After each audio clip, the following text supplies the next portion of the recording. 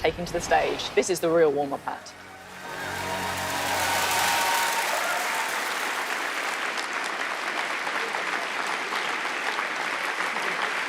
Good morning. Good morning.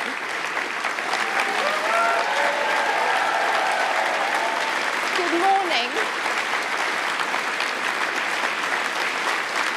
And thank you.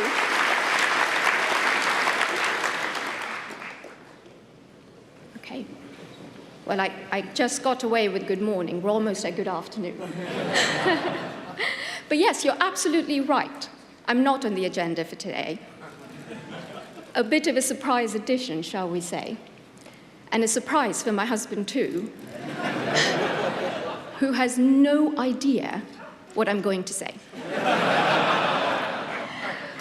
When I told our lovely girls, Krishna and Anushka, about being here today, they were also quite surprised.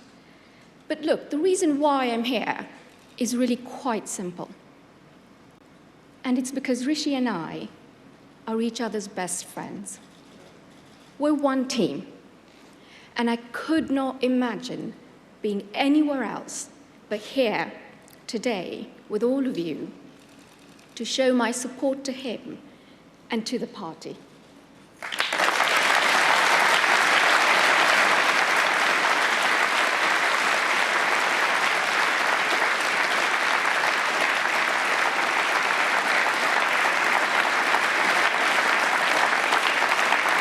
Now, as you'd expect, there's been a lot about Rishi in the media, about who he is, what he likes, what he doesn't like, what motivates him, and so forth.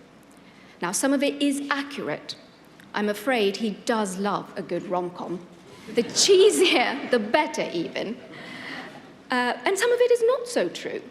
So you'll be relieved to hear that episodes of Emily in Paris are not informing his outlook on the EU.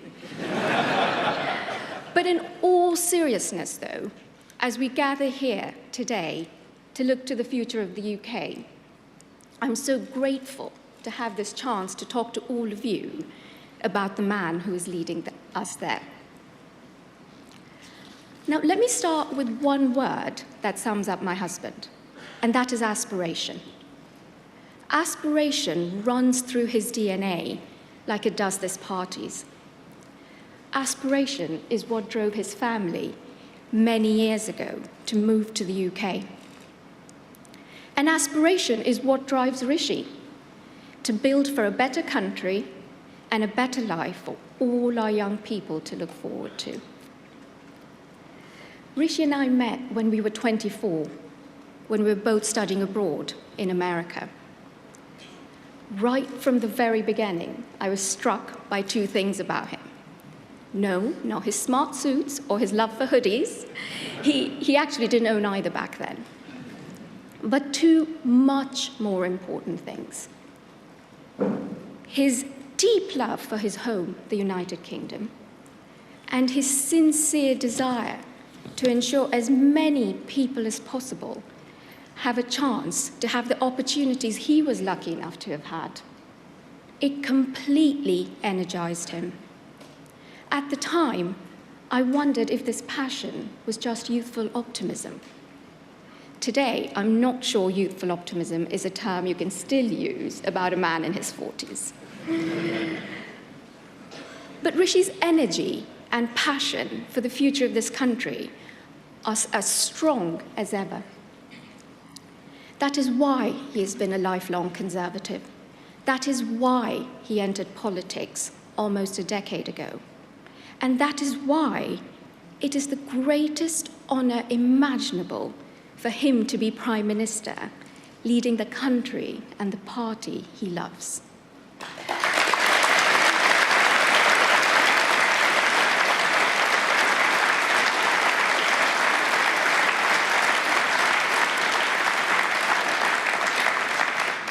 As I said earlier, getting together with Rishi almost 20 years ago was not the easy route.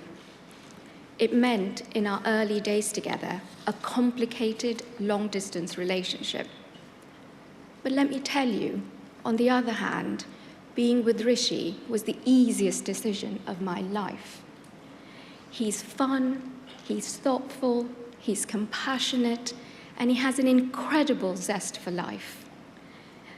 But what drew me to him most was his strength of character, his honesty, his integrity, with a firm understanding of right from wrong. It's what I'm still drawn to even today, after 14 years of being married. As you may know, Rishi is the son of a GP and a pharmacist. His parents moved to the UK from East Africa with very little, but they built here a life for themselves and for their children. For Rishi's dad, being involved in his patients' lives beyond the doctor's surgery was a big part of how he saw his role. Rishi's mum trained as a pharmacist, and years later, after saving enough to open her own shop, she too went above and beyond the call of duty to build deep-rooted relationships with her customers. It meant Rishi and his younger brother and sister grew up in a household entrenched in their community in Southampton, and they were wholly devoted to it. That love of community grew in Rishi too, from a very young age, as the most natural extension of how he sees home. And that connection with people is the source of his political life. Rishi cares deeply about this party and the values that underpin it. I would like to take this opportunity to thank you all for the support you've already shown him and for the warm welcome you've given our young family. Please know that Rishi is working hard to do the right thing for the country, not just for now, but for the long term, with honesty and with integrity. That is why he has told some hard truths already, and knowing him, he'll continue to do so.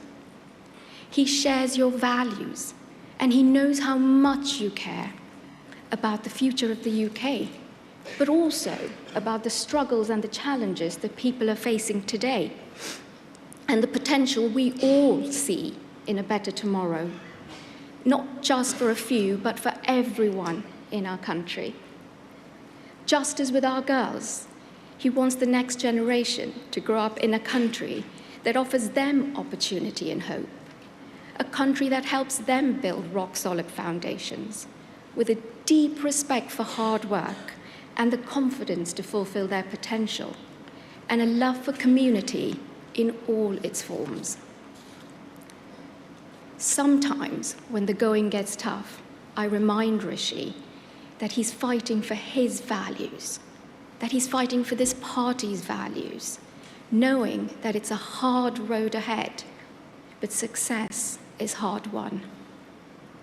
Rishi, you know this. You know that doing the right thing for the long term, even when it's hard, is the right thing to do. And I hope you also know how proud you make our girls and me every single day.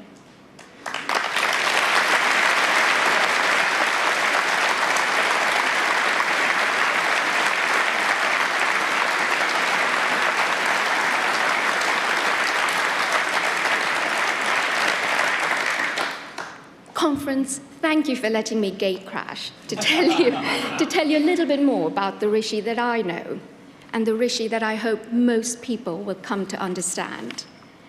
Now, it gives me the greatest pleasure to introduce you to a wonderful, wonderful father, my best friend, and your Prime Minister, Rishi Sunak.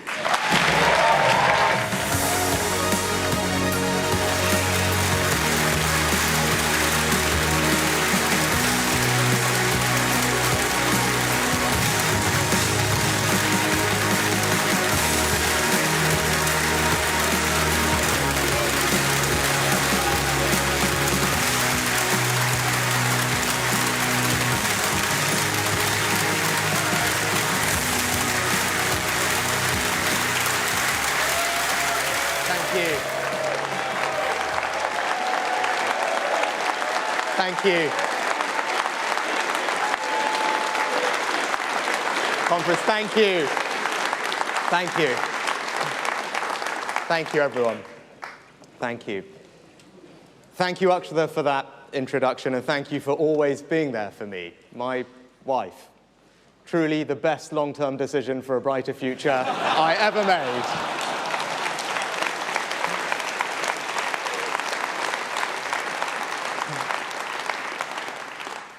I've been blessed in my life. I have a wonderful wife and 2 daughters who make me proud every single day. And I was also lucky enough to grow up in the most loving of homes. My dad was a GP and my mum a pharmacist. You did need a smaller mention of the last summer, I know. Now, in so many ways, I wouldn't be standing here before you today without them. My mum and dad were and are my inspiration. Thank you, Mum. Thank you, Dad.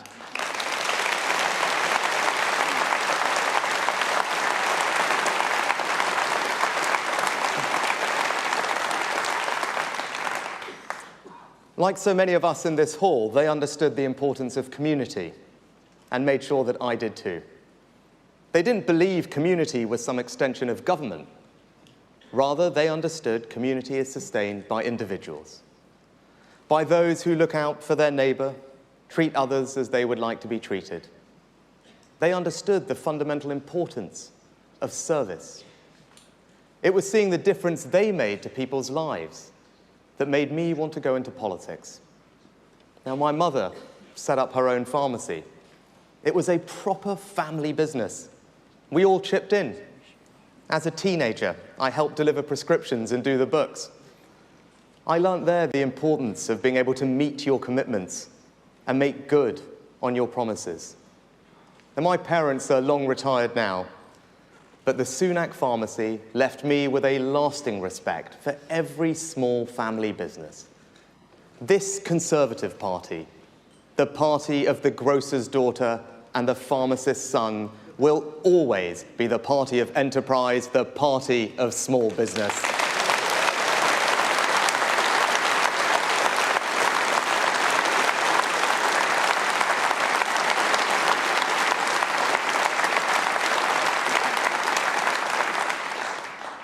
I've been Prime Minister for almost a year now, and we have done good things in that time. We've made progress on our 5 priorities: to halve inflation, grow the economy, reduce debt, cut waiting lists, and to stop the boats. But today, I want to share with you my reflections on what I have seen and what I have learned doing this job. I have seen, up close, the quality of our armed forces and our intelligence services, truly the finest in the world.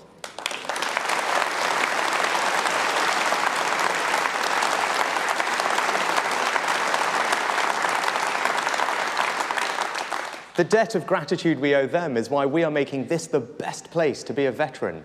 And I know we will deliver, because we have a Minister for Veteran Affairs sitting in Cabinet. Johnny served in Afghanistan. This is personal for him.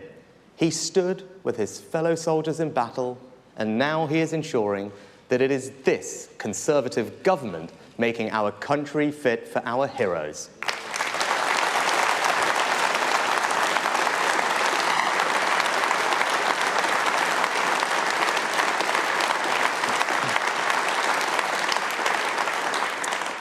We've backed our military with record investment. Working with Ben, a great defence secretary, we put the defence budget on a sustainable footing. And now Grant will ensure that our advanced AUKUS submarine alliance with Australia and the United States keeps the world safe for decades to come and creates jobs here at home. And through our leading role in NATO, we remain the bulwark of European security. All testament to this country's global reach and influence and our determination to take long-term decisions in the national interest.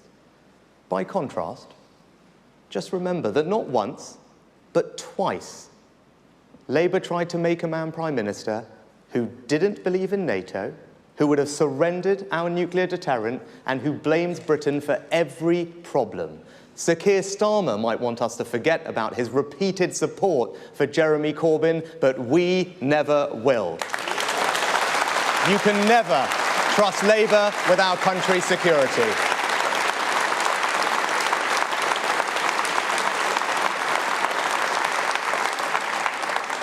I'm proud to say we've also led the world in providing support to Ukraine.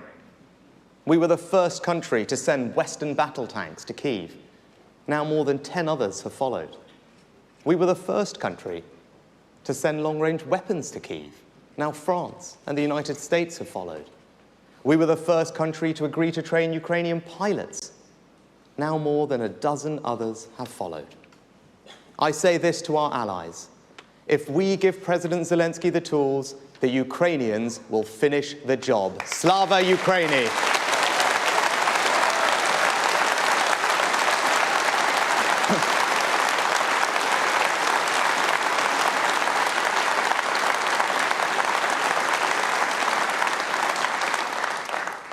Doing this job, I meet and talk to inspirational men and women across our country.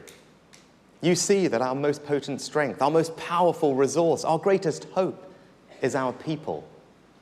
But what I've learned is that there is an undeniable sense that politics just doesn't work the way it should. The feeling that Westminster is a broken system, and the same goes for Holyrood, Cardiff Bay and Stormont. It isn't anger. It's an exhaustion with politics. In particular, politicians saying things and then nothing ever changing. And you know what? People are right. Politics doesn't work the way it should. We've had 30 years of a political system which incentivizes the easy decision, not the right one. 30 years of vested interests standing in the way of change.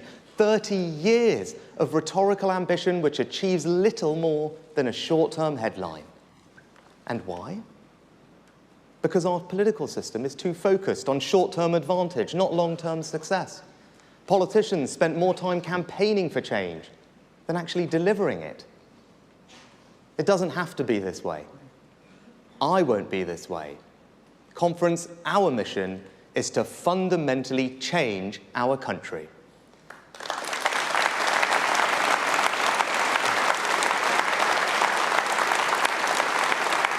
Now,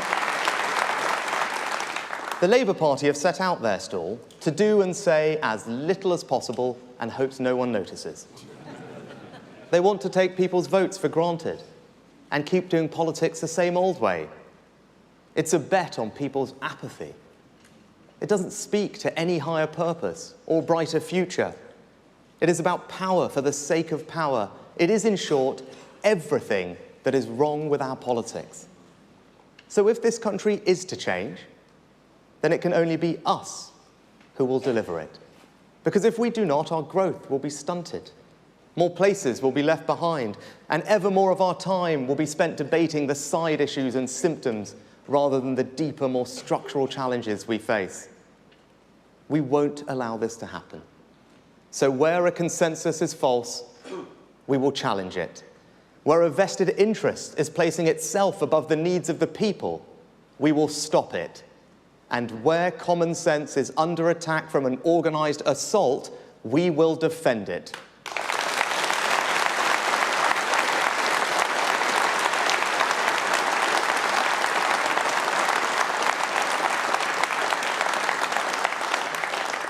Today, I will set out how we will achieve this, beginning with a set of long-term decisions to build a brighter future for our children and to fundamentally change our country. And Conference, you can already see my approach in the course I charted on net zero. And we Conservatives love our natural world. We are determined to be good stewards of it. In my own constituency, it is the beauty of the North York Moors and Swaledale and Wensleydale that makes the place home. We Conservatives also value frankness and consent. We believe that politicians have a duty to treat household budgets with respect and that change only endures if we bring people with us. As you could tell by the reaction to my decision to chart a new course to net zero, it was not the easiest argument to have. But when I looked at the reality of what people were being asked to do, the thousands of pounds people would need to pay, all of that disproportionately falling on the poorest in society, by the way, and all of it not actually necessary in those time frames to meet our net zero targets, and in spite of us doing more than any other country, I concluded it simply wasn't right. So I decided to take a pragmatic, proportionate, and realistic approach to reaching net zero. And I won't take any lectures from other countries that have done far less than us, or from those for whom spending thousands of pounds means nothing. Change is difficult, particularly for those who disagree. But remember this: we will still meet our international obligations. We will still meet our domestic targets, and we will still get to net zero by 2050. We have solved a problem and offered an unapologetic defense of good conservative common sense.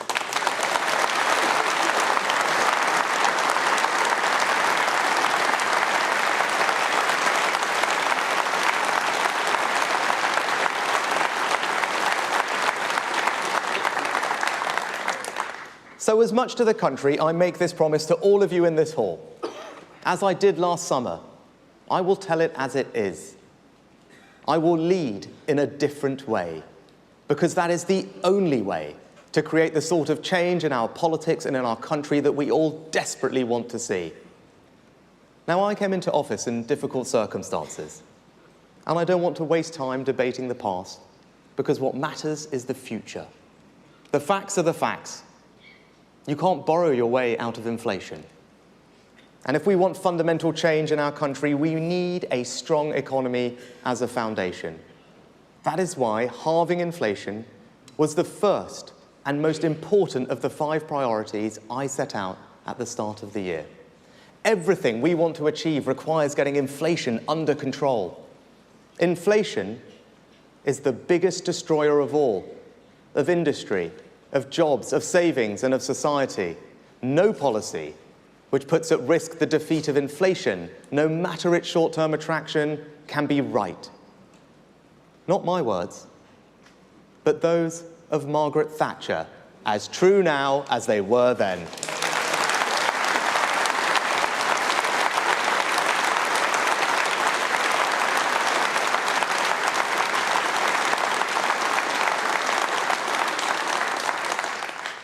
I know you want tax cuts. I want them too, and we will deliver them.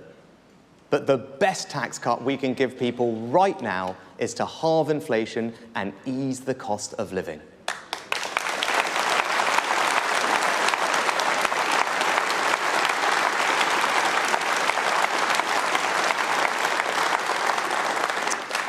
And with inflation under control, our debt reduction will become easier. And as debt falls, confidence grows. And as confidence grows, so too will our economy.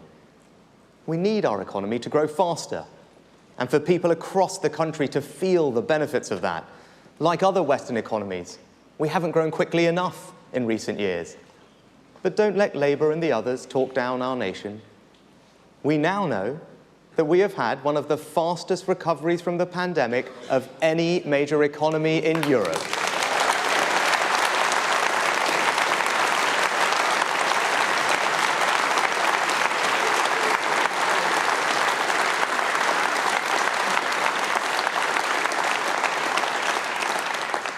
Since leaving the single market, we've grown faster than France and Germany, not despite Brexit, because of Brexit.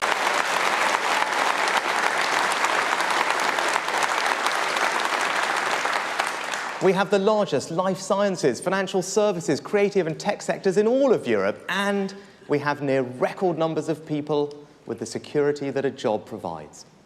And if we want to keep growing, we have to create the conditions in which businesses can drive growth, and that's exactly what we're doing.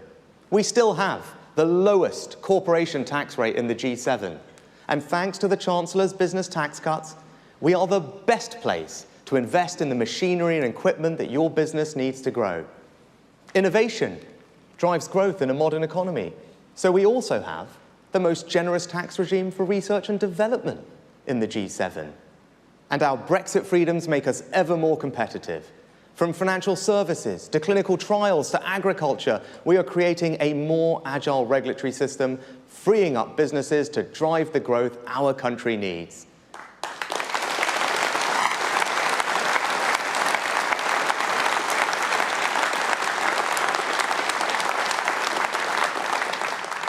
The fact we control our own trade policy now is why we can be the first European country to join the £11 trillion Pacific Trade Pact, linking us to the fastest growing region in the world and opening up new markets for our farmers and great British products. We have new free ports, from the Firth of Forth to the Solent, ensuring the benefits of trade and investment are spread across our country. And thank you, Kemi, for cutting away Brussels red tape and saving small businesses £1 billion a year.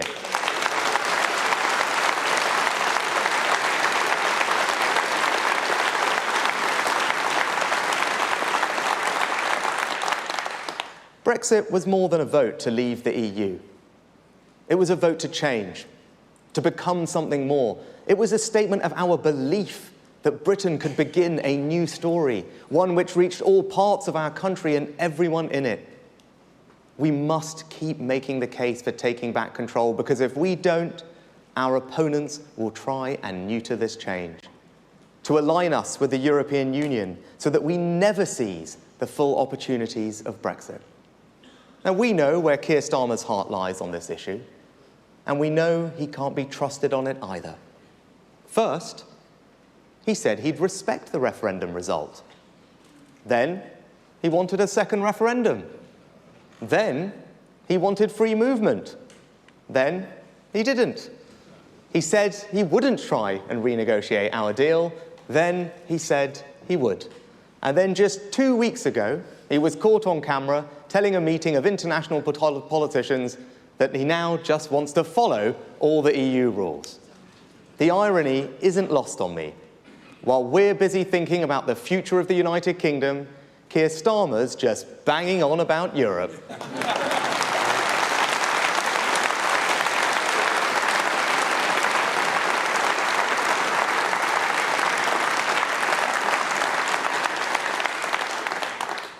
You just cannot know what you're going to get with him. The only thing that is certain is that it won't be what he's promising you. But the worst thing about Sir Keir is that he just says whatever he thinks will benefit him the most. Doesn't matter whether he can deliver it. Doesn't matter if it's true. It doesn't matter if he said the opposite just a few weeks or months ago. He is the walking definition of the 30-year political status quo I am here to end. That is why we have to beat him, and conference, that is why we will.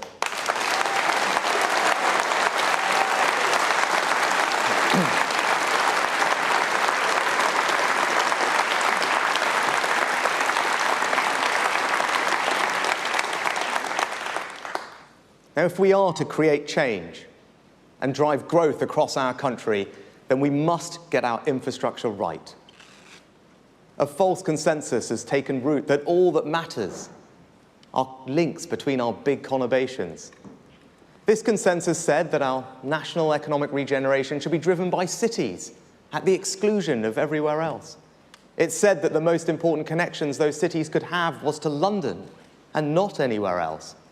And it said that the only links that mattered were north to south, not east to west.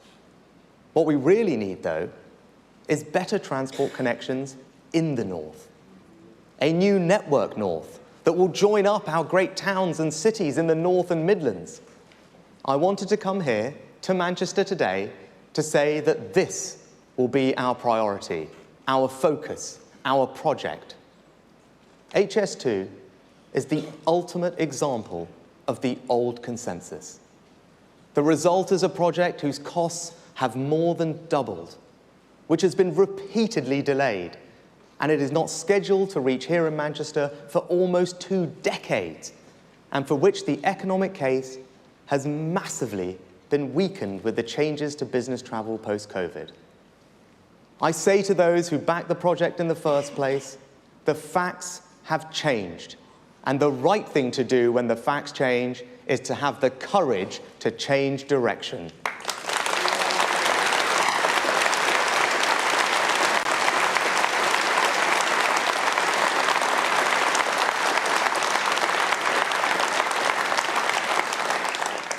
And so, I am ending this long-running saga. I am cancelling the rest of the HS2 project. And in its place,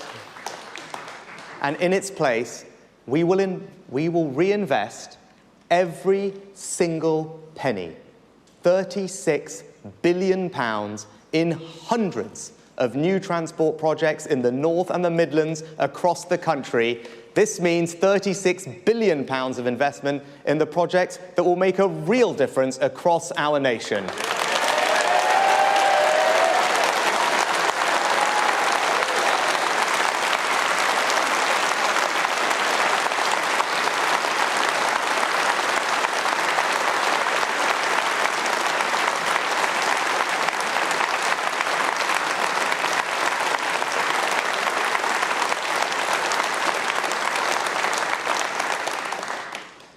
As a result of the decision we are taking today, every region outside of London will receive the same or more government investment than they would have done under HS2, with quicker results.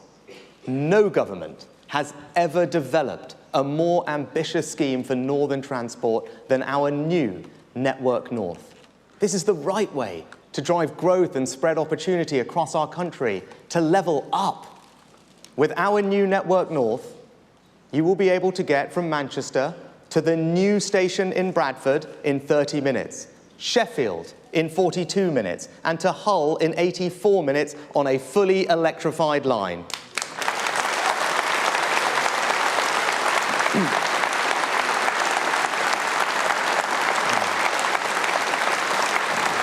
All right. Don't worry, there's more.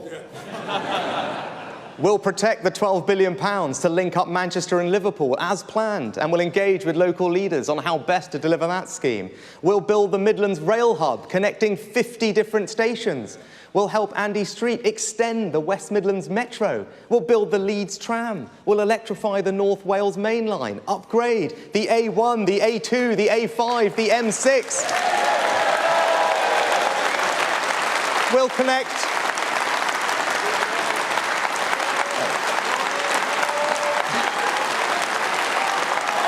There is more.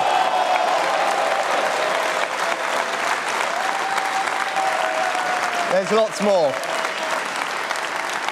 We'll connect our union with the A75, boosting links between Scotland and Northern Ireland. We will fund the Shipley Bypass, the Blythe Relief Road, and deliver 70 other road schemes. We will resurface roads across the country. We'll bring back the Don Valley Line. We will upgrade the Energy Coastline between Carlisle, Workington and Barrow. Build hundreds of other schemes and keep the £2 bus fare across the whole country.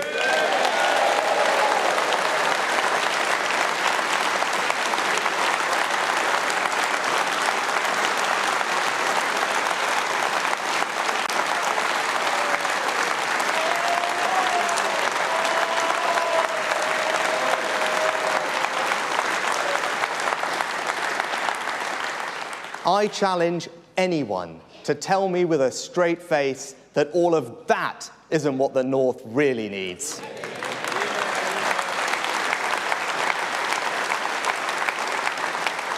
Our plan will drive far more growth and opportunity here in the North than a faster train to London ever would. As John Stevenson and Ben Houchin have long argued, East-West links are more important than North-South ones. Now, given how far along construction is, we will complete the line from Birmingham to Euston. And yes, HS2 trains will still run here to Manchester, and journey times will be cut between Manchester, Birmingham and London by 30 minutes. And I say this to Andy Street, a man I have huge admiration and respect for. I know we have different views on HS2, but I also know we can work together to ensure a faster, stronger spine, quicker trains, and more capacity between Birmingham and Manchester.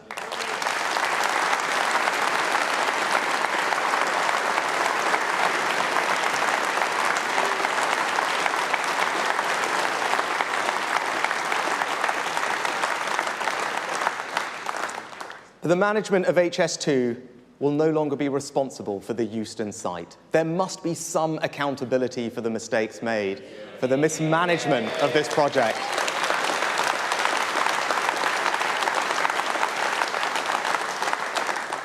We will instead create a new Euston development zone, building thousands of new homes for the next generation of homeowners, new business opportunities, and a station that delivers the capacity we need. And in doing so, for the first time in the life cycle of this project, we will have cut costs.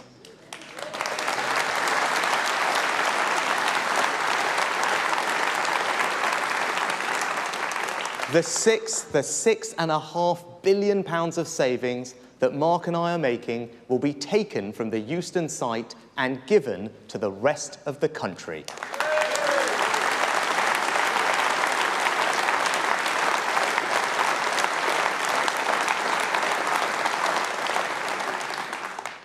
Now, the decision I have made and the stance I am taking will be attacked. They will say that halting it signals a lack of ambition. There will be people I respect, people in our own party, who will oppose it. But there is nothing ambitious about simply pouring more and more money into the wrong project. There is nothing long-term about ignoring your real infrastructure needs so that you can spend an ever larger amount on one grand project. They will say that we have already spent so much on it that it would be embarrassing to stop. That, though, would be an absurd reason to continue, an abdication of leadership. They will say that there is somehow a cross-party consensus on the project. As I have already said, that consensus is wrong. For too long, people in Westminster have invested in the transport they want, not the transport the rest of the country, particularly the North and the Midlands, wants and needs.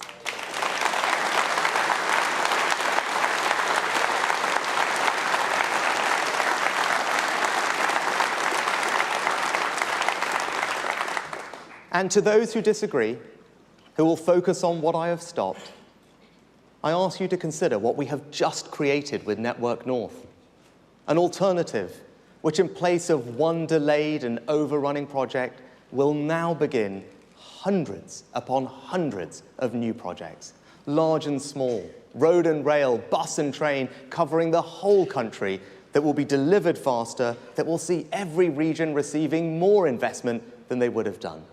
You can't have both. So those who wish to disagree with me, I respect that. But they should have the honesty to admit that they would now be cancelling the hundreds of alternative projects right across the country that people will benefit from instead. Conference, I think our plan is simply a better long-term investment of £36 billion of taxpayers' money.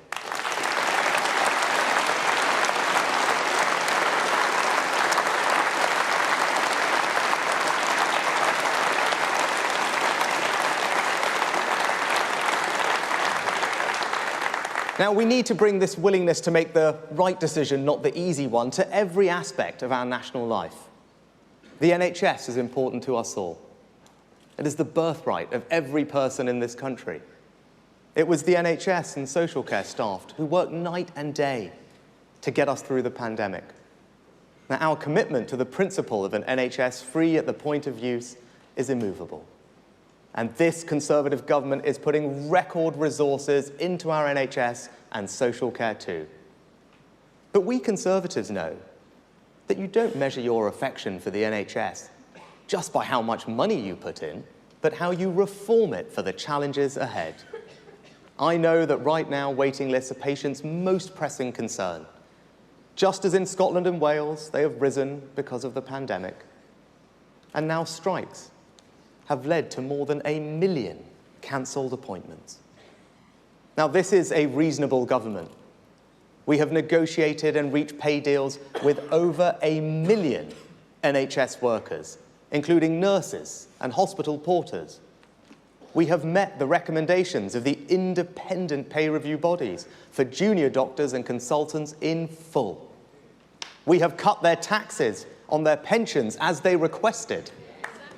But they continue to demand massive, unaffordable pay rises, and that they have chosen to walk out this week says it all.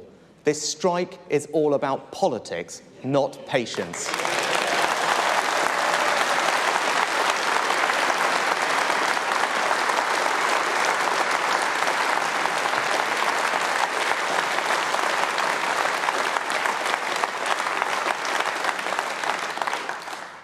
These strikes are not in the spirit of the NHS. This year, we celebrate its 75 years of service, and one of my abiding aims as your Prime Minister is to set the NHS up for the next 75. True believers in the promise of the NHS wanted to reflect the world we live in today. That means a higher quality service that offers you, the patient, more choice, allowing you to use any provider, independent or NHS, free of charge if that will get you treated quicker. A common sense reform that this Conservative government has made. Now next, Steve and I want to give the NHS the staff it needs. For decades, we've not trained enough doctors and nurses. The result? The NHS either hiring staff from abroad or paying temporary agency workers huge fees. And we are ending that with the first ever long-term workforce plan for our health service. Let me repeat that. The first ever long-term workforce plan. It says everything about the short-termism of our politics, that for the last 75 years, not a single government has planned for how many doctors and nurses the NHS will need in the decades ahead. Our plan doubles the number of students training to be doctors and nurses, but it is also a reform plan for the NHS, with new ways of training and new roles, new ways of working, all driving up productivity. Now, I know vested interests will oppose some of these measures, but we Conservatives must do the right thing and make the changes that will enable the NHS to work as productively as the best healthcare systems anywhere in the world.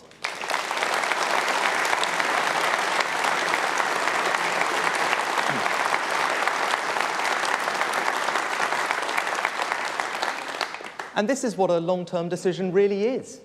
Given it takes up to 15 years to train a consultant, there's no politics in this investment. It's not about credit. It's about our kids and their kids. They'll get a much better and stronger NHS. And that's why we're here.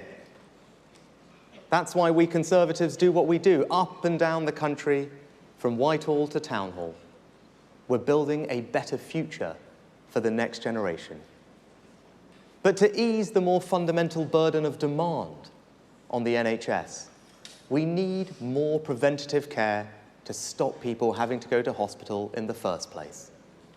We must tackle the single biggest, entirely preventable cause of ill health, disability and death, and that is smoking. In our country, smoking causes 1 in 4 cancer deaths.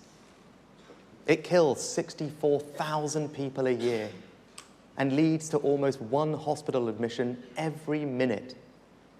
It significantly increases the risks of strokes, heart disease, dementia and stillbirth. Now, we've made great progress in tackling smoking. The number of people smoking is down by 2/3 since the 1970s. But if we are to do the right thing for our kids, we must try and stop teenagers taking up cigarettes in the first place. Because without a significant change, thousands of children will start smoking in the coming years and have their lives cut short as a result. People take up cigarettes when they're young. 4 in 5 smokers have started by the time they're 20. Later, the vast majority try to quit, but many fail because they're addicted and they wish they had never taken up the habit in the first place. Now, if we could break that cycle, if we could stop the start, then we would be on our way to ending the biggest cause of preventable death and disease in our country. So I propose that in future, we raise the smoking age by 1 year every year. That means a 14-year-old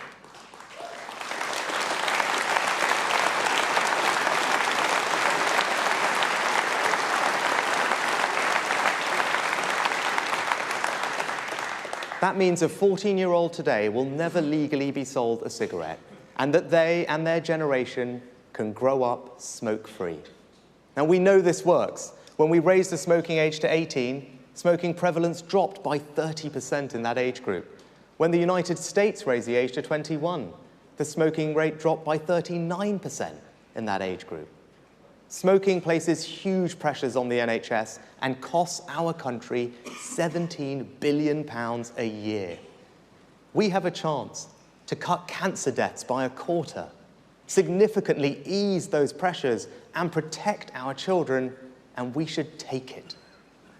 This is not a values judgment on people who smoke.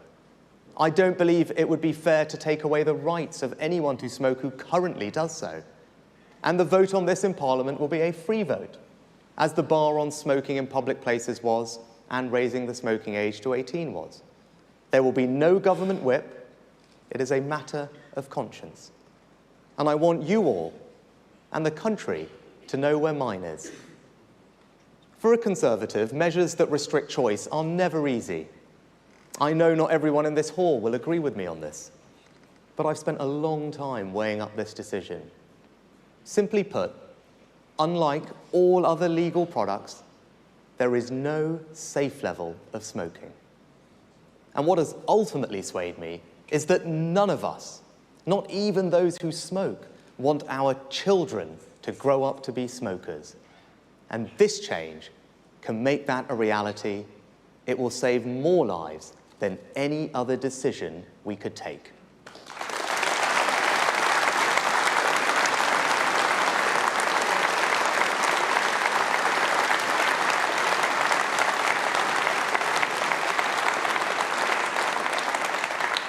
And as any parent or teacher knows, one of the most worrying trends right now is the rise in vaping amongst children.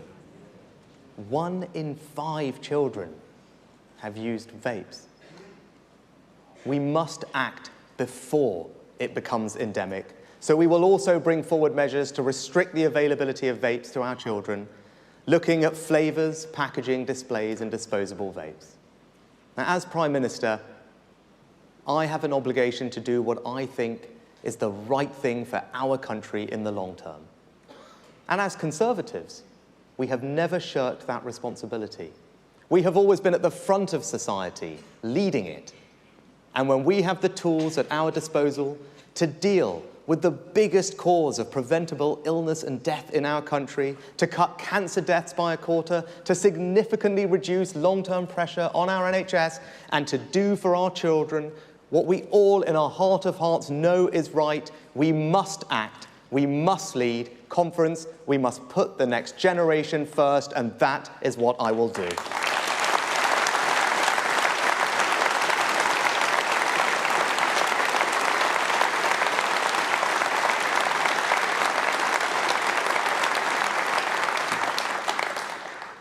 But all the boldness in the world will only mean so much if we can't similarly deal with matters of fundamental sovereignty, safety, and control. I'm talking, of course, about illegal immigration. It is non-negotiable that you, the British people, decide who comes here and not criminal gangs.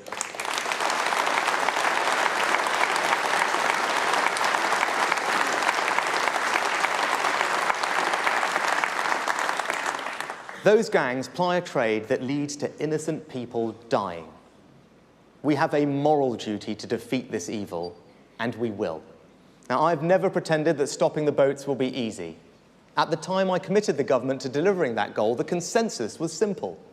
There was nothing we could do about it. They pointed to 4 years of growing crossings and said, impossible. Well, conference, they were wrong. It is not impossible, and we are proving it. Small boat crossings are, for the first time since the phenomenon began, down 20% this year.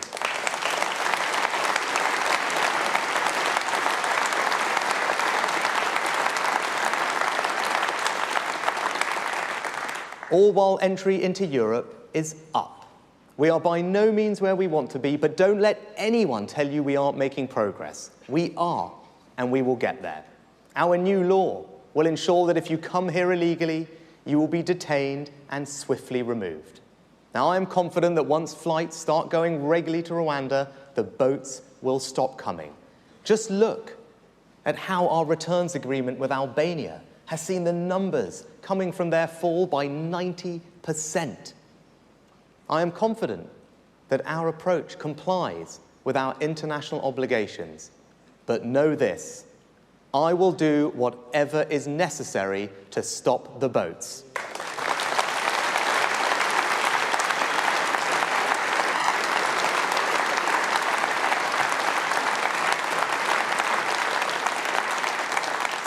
Now, by contrast, Labour's plan is to cook up some deal with the EU, which could see us accepting around 100,000 of Europe's asylum seekers. If your answer to illegal migration is to increase it, you clearly just don't get it, and that is why we have to stop them.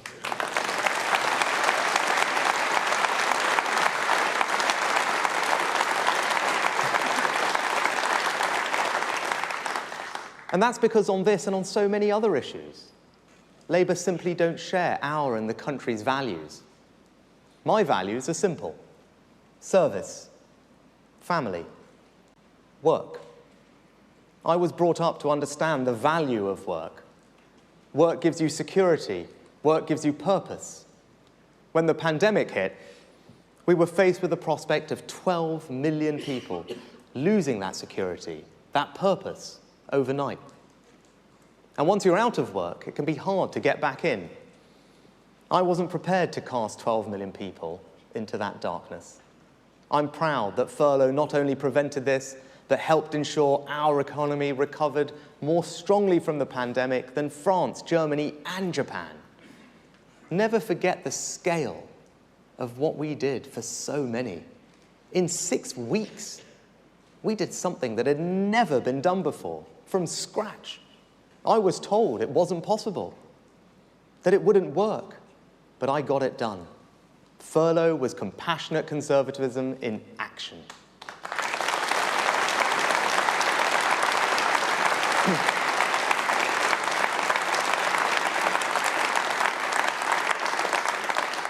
If furlough was one thing that helped us get through COVID, then Ian Duncan Smith's welfare reforms were another.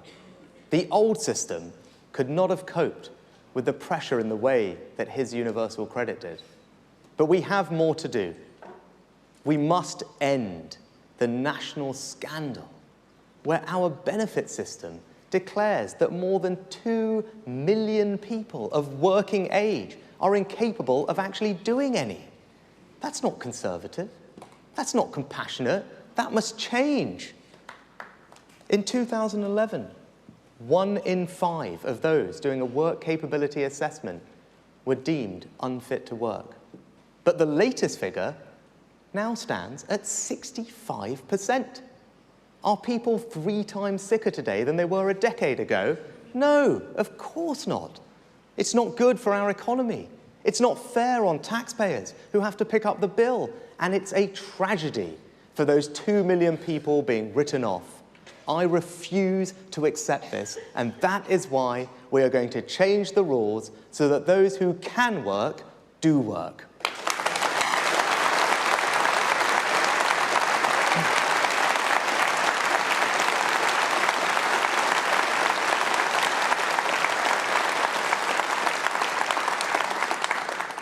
Your values and your priorities should be expressed in everything the public sector does. Too often, it is not. In too many parts of our permanent state, virtue signalling has replaced common sense. As Suella has said, there is no such thing as a minor crime. If the police tolerate crime and antisocial behaviour in any form, we'll have more crime of all sorts. So that's why we now have record numbers of police officers. And every crime should be investigated. Our streets will be safer, our communities more secure. No one should be afraid to walk home alone at night.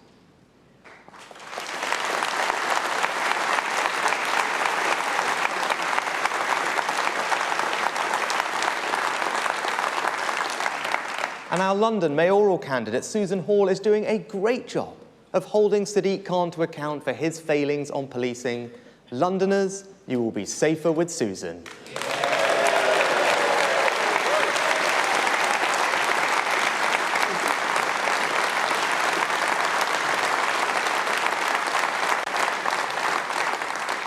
And I am clear, there are some crimes so heinous, that those who perpetrate them should spend the rest of their lives behind bars. So I can confirm that we will legislate for sexual and sadistic murders to carry a full life term with no prospect of release.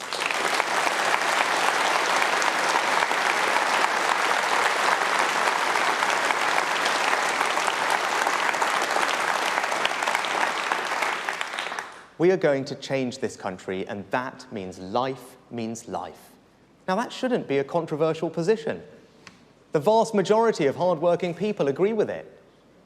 And it also shouldn't be controversial for parents to know what their children are being taught in school about relationships. Patients should know when hospitals are talking about men or women. And we shouldn't get bullied.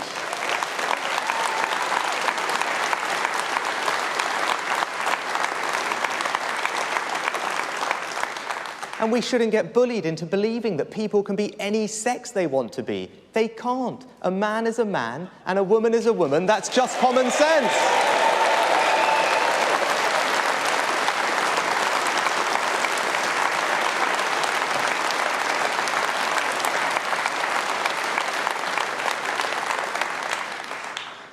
We should also never be afraid to talk about the thing that matters most to most of us: family.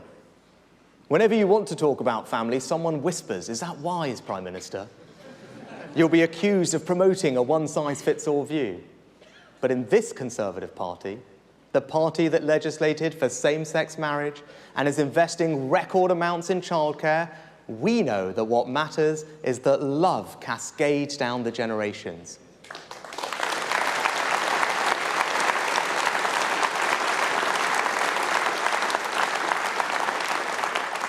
It is family that cares for us at the beginning of our life. It is family that helps us learn. It is family that sustains us. And in old age, it is family that lightens the autumn of our days.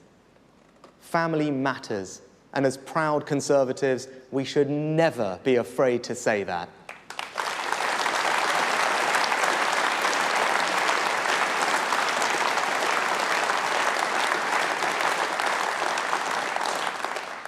And there's another family that matters to us all, our family of nations: England, Scotland, Wales, and Northern Ireland.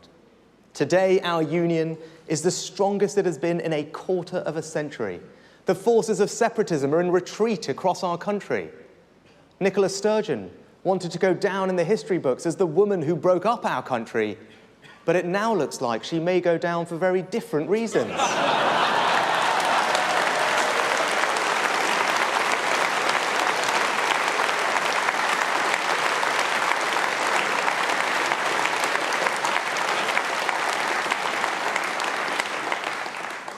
We are a remarkable combination of four nations with a proud history, and that history should give us enormous confidence in our future. My grandparents didn't emigrate to just Leicester or Southampton, but to the United Kingdom. They came here because our country stands for a set of values. We are the home of fair play, the best of British. We are the place for those who want to add to our national story. The United Kingdom has done a huge amount for my family. I often think about how different our lives would be if my grandparents had not left India and East Africa all those years ago. I owe our country everything. And it is my duty to do what I can to help this country take the right long-term decisions for the years ahead. The United Kingdom is also the most successful multi-ethnic democracy on earth. And our party has led the way on that. We had the first ethnic minority prime minister when Queen Victoria was still on the throne.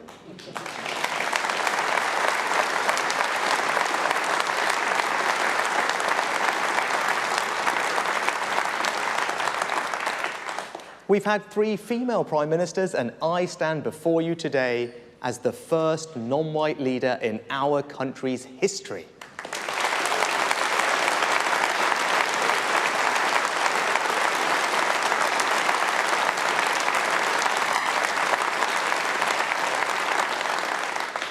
Meanwhile, Labour's last 3 leaders all live within the same square mile of North London. Now, when the Richmond Conservative Association selected me in North Yorkshire, people in other countries couldn't understand it. One American magazine even sent a reporter to Yorkshire to write about how a candidate of the wrong race could cost the Tories one of the safest seats in England. But they should not have projected their own prejudices onto our country.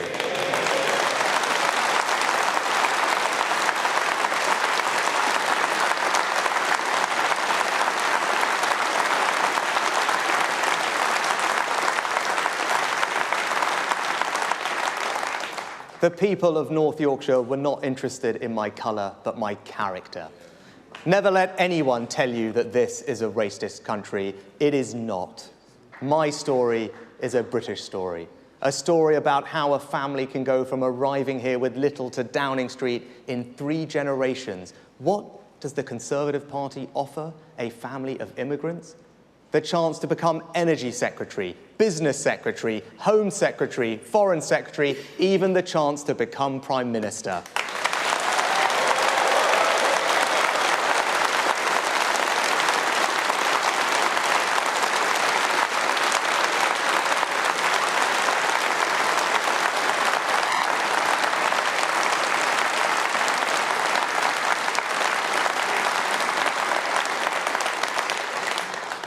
When I first became an MP, my grandfather came to Parliament to see me. As we stood in Westminster Hall, on that floor which Disraeli and Churchill had walked across so many times, my grandfather suddenly got out his mobile phone and started to make a quick call. I was a new MP and I wasn't quite sure whether phones were allowed there or not. And I said, Nanaji, can't you just wait a moment? And he replied that he was calling the landlady he had when he had first arrived in this country. He said to me, I just wanted to tell her where I was standing. Now, I am proud to be the first British Asian Prime Minister, but you know what? I'm even prouder that it's just not a big deal.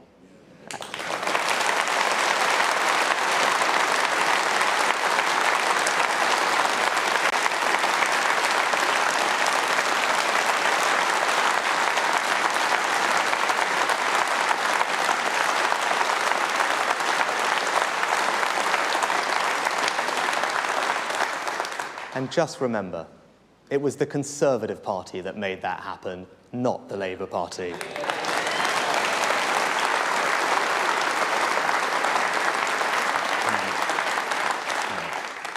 Now, if we want to change the direction of our country and to build a better future, nothing is more important than making our education system the best it can be. When our party came to power in 2010, our schools were slipping down international league tables. Now, they are rapidly rising. Of what we have done in government since 2010, what I am proudest of is our record on education. With Michael and Nick Gibb, we took on a failed ideology. We brought back proper knowledge. We empowered reformers. We gave parents more choice and helped them hold schools to account. But perhaps the most profound thing we have done is to disprove the idea that there is something predestined about who will succeed and who won't. We have state schools in some of the most deprived parts of the country producing some of the best results. These schools, empowered by reform, don't think that there are limits to these children because of the postcode they were born in. Rather, they demand, inspire, and deliver excellence. A Labour government would never have done this. Rather, Labour pursued the false dream of 50% of children going to university and abandoned apprenticeships. This assumption that the only route to success was the university route was one of the great mistakes of the last 30 years.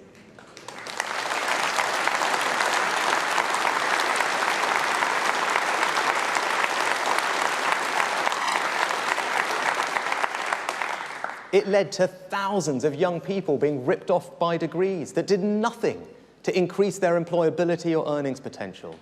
So we are stopping universities from enrolling students on courses that do nothing for their life chances. Under us, no more rip-off degrees.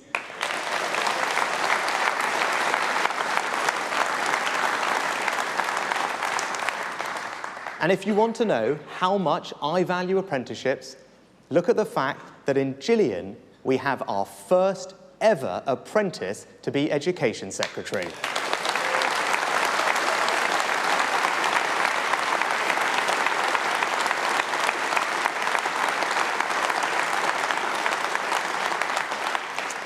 Today, I want to build on these Conservative achievements and take a long-term decision to address the problems with our 16 to 19 education system. Technical education is not given the respect it deserves. Students don't spend enough time in the classroom. A quarter of our children leave education without the basic literacy and numeracy they need to fulfill their potential. And our students study too narrow a range of subjects. Today, I am changing all of that, pulling one of the biggest levers we have to change the direction of our country. We will introduce the new rigorous, knowledge-rich, advanced British standard, which will bring together A-levels and T-levels into a new single qualification for our school leavers. First, this will finally deliver on the promise of parity of esteem between academic and technical education, because all students will sit the advanced British standard. Second, we will raise the floor, ensuring that our children leave school literate and numerate, because with the advanced British standard, all students will study some form of maths and English to 18 with extra help for those who struggle most. In our country, no child should be left behind.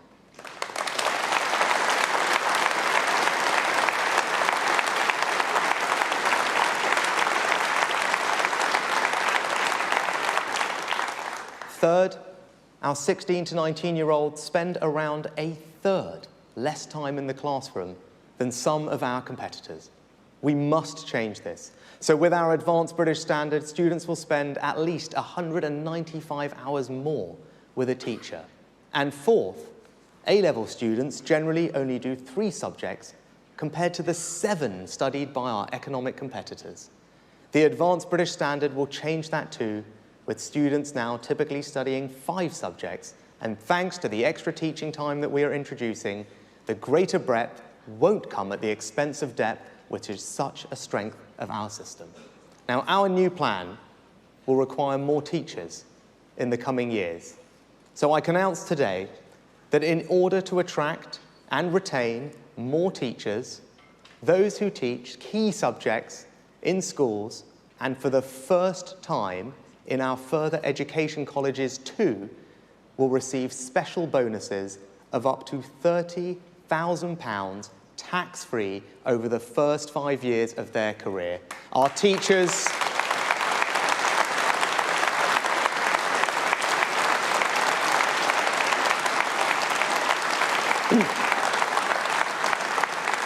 Our teachers do one of the most valuable jobs in our society, and we should reward them for that.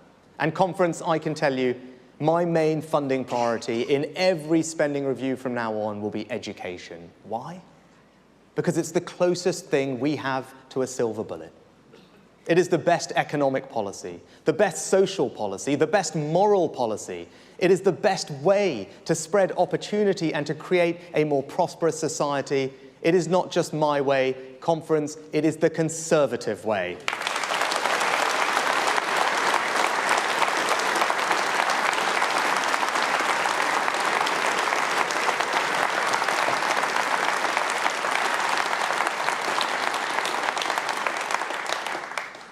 I know times have been tough.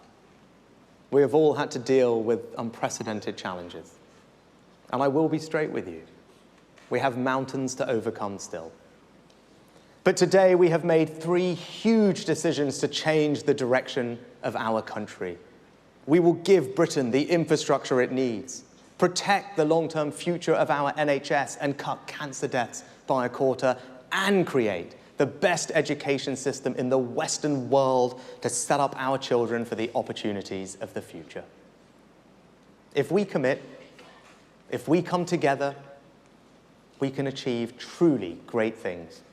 We can build a country where work is truly valued, where welfare is a safety net and not a way of life, where small businesses drive our economy, where innovation makes life better, where our NHS is properly funded and properly reformed, where our children are the best educated in the Western world, whether that's at university or, yes, through an apprenticeship, where the scourge of antisocial behaviour is treated as the crime it is and not some social condition, where for the most violent offenders, life means life, where the people and their government decides who comes here and who can't, where the next generation can achieve the dream of owning their own home, where the elderly grow old with dignity and where the young grow up with opportunity, where decency and mutual respect bind communities together, where the very idea of Britain is a symbol of hope and stability across the world, and where our United Kingdom remains united.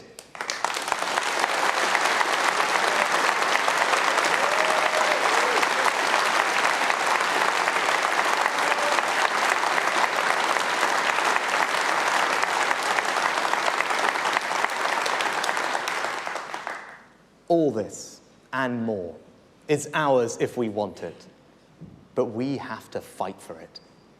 At the next election, the choice the people face is bigger than party politics. Do we want a government committed to making long-term decisions, prepared to be radical in the face of challenges and to take on vested interests, or do we want to stand still and quietly accept more of the same? You either think this country needs to change or you don't. And if you do, you should stand with me and every person in this hall. You should stand with the Conservatives.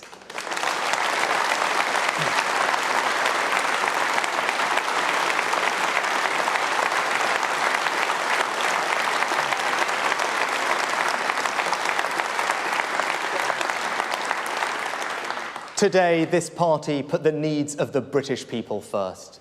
We've taken the decision many should have done, but didn't. We've ended the HS2 drama and in its place will embark on a full-scale national reinvestment in the infrastructure people actually use and want and the skilled workforce who will build it. And no more hiding. No more pretending in the face of overwhelming evidence. Too many sons and daughters, fathers and mothers are lost to lung cancer, heart disease, dementia, stillbirth, and we can change that. Today, we went beyond ideology and put the people first again and committed ourselves to ensure our children and grandchildren can be the first generation that doesn't have to suffer the false choice to quit smoking or not because they will never have started. Today, we set a course for our education system that will set our children up for the opportunities of the future. No more rip-off degrees, no more low aspiration, no more denigration of technical education, just the best education system in the Western world. We will be bold, we will be radical, we will face resistance, and we will meet it.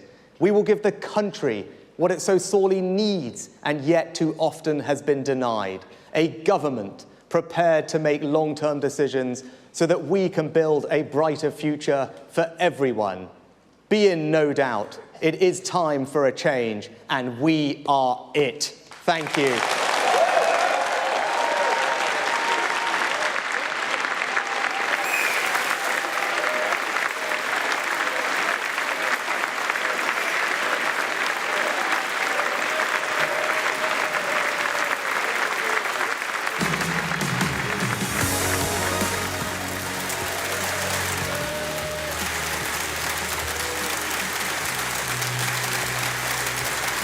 Rishi Sunak there, leaving the stage with the woman who introduced him, his wife, Mrs. Sunak.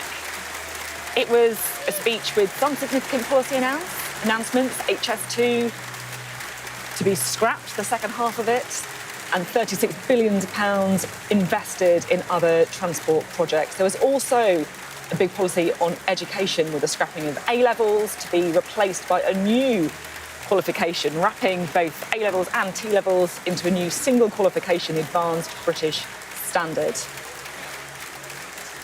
You can see there Rishi Sunak leaving the hall, finding a few people to shake hands with. A key conference speech for him. Has he done enough to seize back control of a narrative that has somewhat escaped him here in Manchester? And I think a big part of that will be how the reaction follows. What will Andy Street say, the West Midlands Mayor? How will other key players in Northern Powerhouse Rail react?